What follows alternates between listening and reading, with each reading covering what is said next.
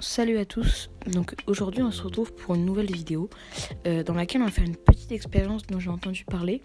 C'est qu'en fait on va réunir deux colonies de Myrmica rubra. En fait c'est une espèce qui est dite polygyne, fortement polygyne, et en fait deux colonies ou fondations peuvent potentiellement se rencontrer si jamais elles sont mises ensemble et qu'il n'y a pas de concurrence alimentaire. Donc là je vais vous présenter très rapidement les deux petites colonies. Donc celle que vous venez de voir, c'est une colonie qui a une gyne et 5 ouvrières.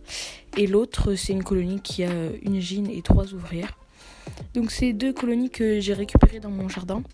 Que c'était pas vraiment la période des essaimages. Donc je pense qu'elles avaient déjà des larves, pas des ouvrières, des larves, et qu'elles sortaient pour chasser. Mais bon, c'est pas très grave.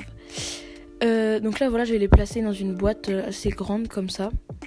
Donc c'est comme ça, il y aura un assez grand espace et normalement, il ne devrait pas y avoir de concurrence alimentaire ni de bagarre pour contrôler le territoire, on va dire. Donc j'en mets une au fond comme ça. Donc je laisse un peu d'espace pour qu'elle puisse sortir, même s'il n'y en a pas beaucoup.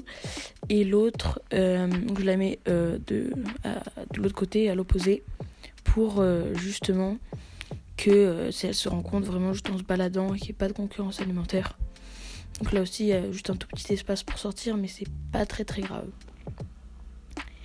Donc c'est une expérience qui, si elle marche, en fait la colonie pourrait être entre guillemets invincible, parce qu'elle pourrait produire des reines et des rois entre guillemets.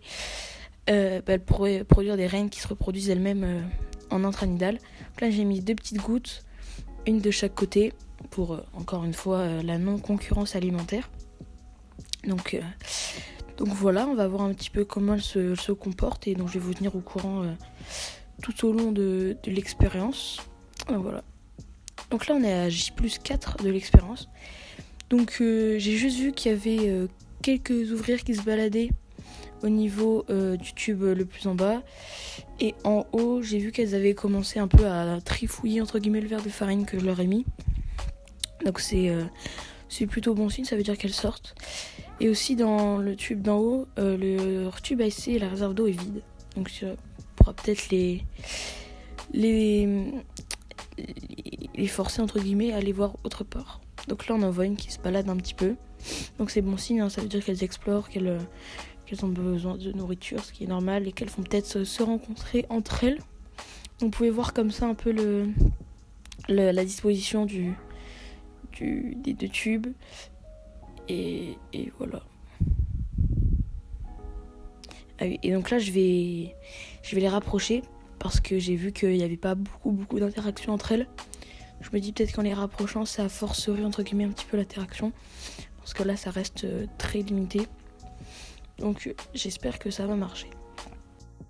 Là j'ai 2 petites ouvrières qui se baladent, mais en fait je sais pas si elles sont de la même colonie. Donc je vais essayer un peu de les rapprocher pour voir si elles s'attaquent ou non.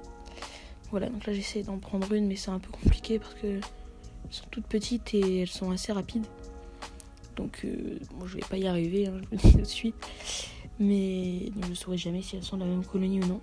Mais en tout cas, il n'y a pas eu d'interaction entre elles et elles se sont pas attaquées. Donc là on est à J+10 de l'expérience.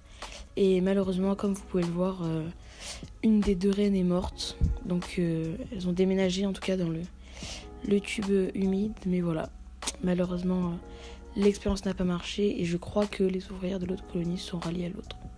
Voilà.